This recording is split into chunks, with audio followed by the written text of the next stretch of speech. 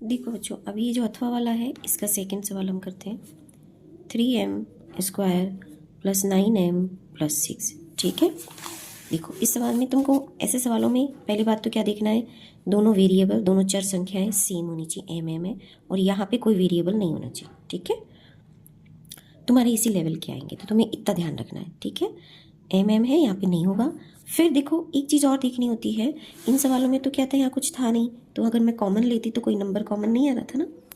इसमें मैं देखो मैं यहाँ पे कोई तीनों में से पहले एक कोई नंबर कॉमन ले सकती हूँ। 3 अगर मैं बाहर ले लूँ कॉमन तो 3 एकम 3, 3 तिया 9, यहाँ पे भी 3 दूना 6, तो 3 को मैं बाहर निकाल सकती हूँ। तो ऐसे सवालों में क्या करूँ, 3 को बाहर निकाल लिया। आगे वाले नंबर में देखो कि ये नंबर आपस में किसी तरीके से एक दूसरे में भाग जा रहा है क्या, तो कॉमन ले लो, 3 कॉमन ले लिया। अब क्या बचा, देखो m कॉमन नहीं ले सकती क्योंकि 2 में ही है, इसमें m नहीं है, तो m कॉमन नहीं लूँगी मैं। ठीक है, m² बच गया प्लस 9 में 3 का भाग दिया, 3 तिया 9, m 6 में 3 का भाग दूंगी तो 3 दूना 6 बच गया। अभी देखो हमारा सिंपल सवाल निकल के आ गया। इस 3 को यहाँ रहने दो।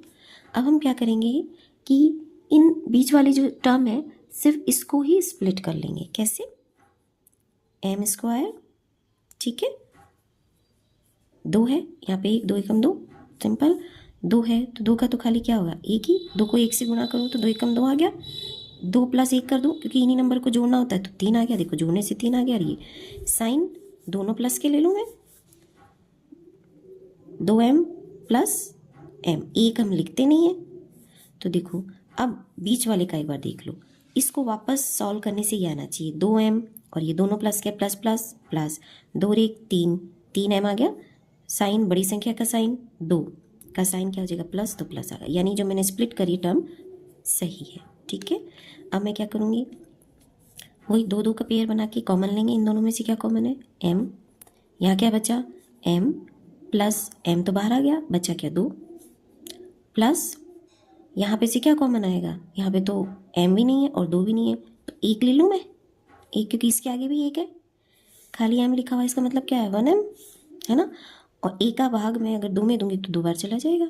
ठीक है, तो क्या बचा, 1 का भाग 1 में 1 बार गया, m बच गया, प्लस इसका भाग इसमें दूंगी 2 बार। ठीक है, अब इसको यहाँ पे छोड़ दो। अब ये देख लो इसके बाहर क्या आ गया, m + 1। ठीक है, और ब्रैकेट के अंदर क्या है, m + 2। ठीक है, ये आ गया। इसको तुम यहाँ ऊपर भी छोड़ सकते हो, साथ में लाने की जरूरत नहीं है, इसको यहाँ छोड़ दो, बस हमको गुणनखंड निकालना है इसके बीच वाले के। ओके।